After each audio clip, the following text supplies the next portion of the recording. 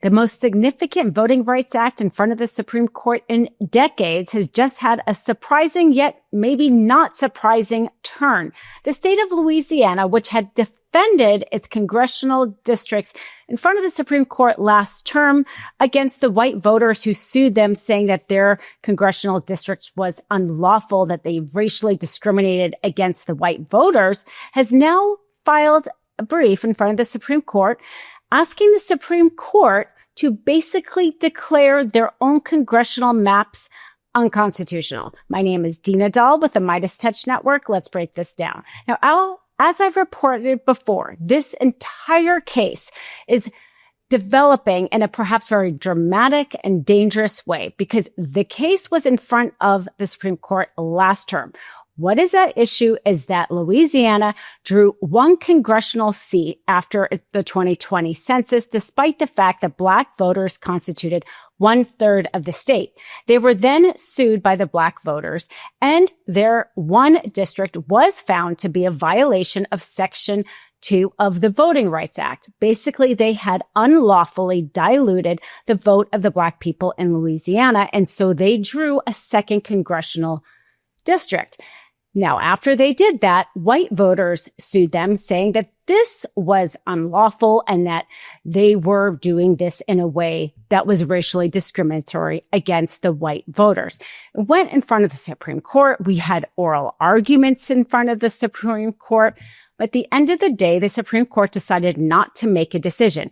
Instead, they asked for more briefing, and they asked for more briefing specifically on the issue of whether or not redistricting in a way under the Section 2 of the Voting Rights Act was unconstitutional under the 14th and 15th Amendments of the Constitution, which require equal rights and due process. So basically, the Supreme Court was inviting this question of the Voting Rights Act being found unconstitutional, Section 2 of the Voting Rights Act. The Supreme Court has already gutted other parts of the Voting Rights Act, the Section 4, which required that states that have historically racially discriminated voters to submit to the federal government any plans, any changes to their elections so they could be approved or denied. And the Supreme Court basically said, well, we don't need these anymore because things are going fine. And Justice Ginsburg, in a famous dissent, said, you wouldn't throw away an umbrella during a rainstorm because it was protecting you from the rain. Sure enough, since then, we have seen things in those states, such as voter purging and closing polling locations, etc. Well, now the Supreme Court seems poised to do this to Section 2. Justice Thomas said at the time that the Supreme Court should have done this right away, which means he thinks he has the votes.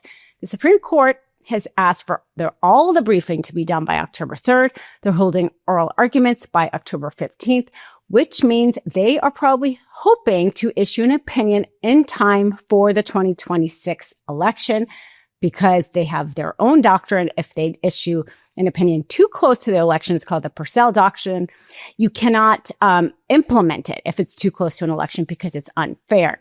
Perhaps this is why they scheduled the hearing perhaps as close as they could. October 15th after October 3rd briefing is maybe the fastest I've ever seen the Supreme Court read briefs, digest briefs to have oral argument.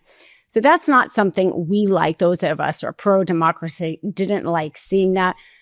But now we see basically the state of Louisiana not standing by their own congressional seats, filing a brief explaining in their words why they should declare their maps unconstitutional. And then, of course, you still have the white voters already saying that this was unconstitutional.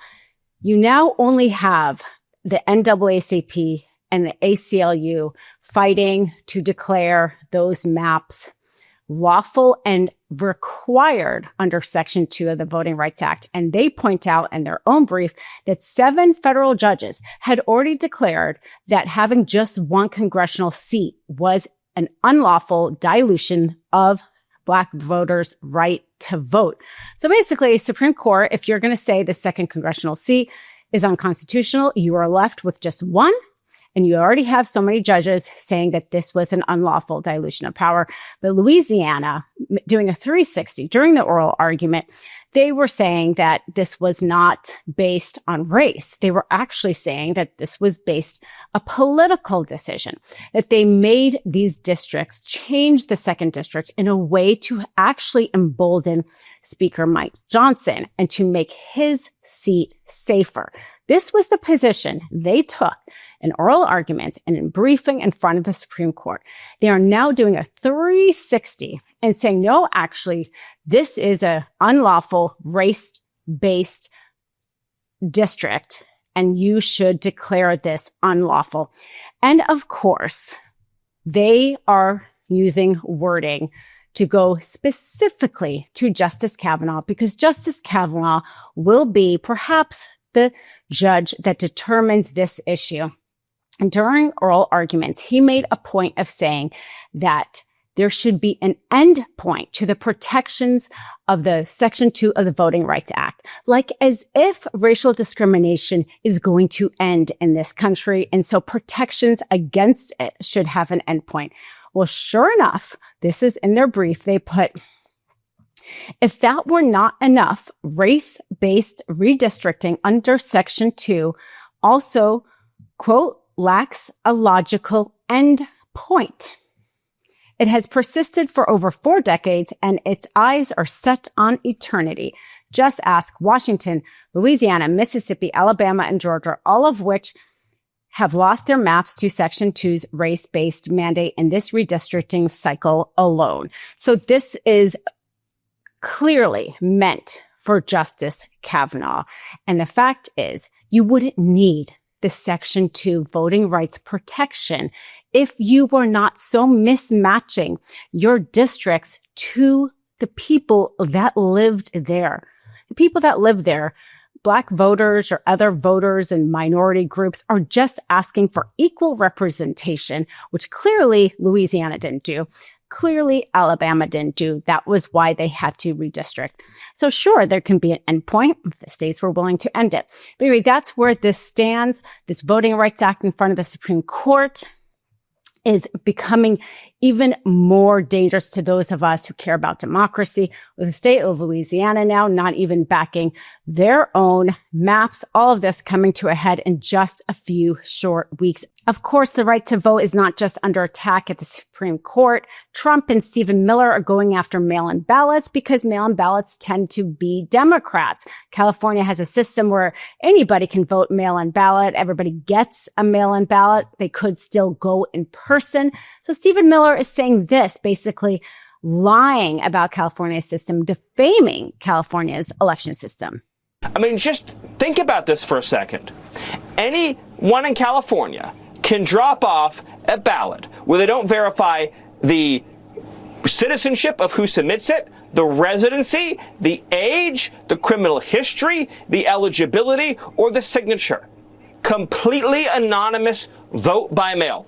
Voting by cell phone would be vastly more secure than a system of tens of millions of unverified, unsolicited, unregistered mail-in ballots with no identity verification, including, of course, no citizenship verification. California's mail-in ballot system is safe, and lawsuit after lawsuit around the country's mail-in ballots have been found safe. There are laws in place safeguarding mail-in ballots. As a lawyer who has volunteered in voting protection in states across the United States, I can say that both parties pay close attention to all ballots that are cast in order to make sure they are accurate. The fact is, this misinformation, this lie campaign about Trump and Stephen Miller is just another playbook in order to try to discredit our system. But here at MeidasTouch, we have the facts. Be sure to free subscribe so that you can stay updated on all the many ways we are here trying to protect our democracy. Love this video? Support independent media and unlock exclusive content, ad-free videos, and custom emojis by becoming a paid member of our YouTube channel today. You can also gift memberships to others. Let's keep growing together.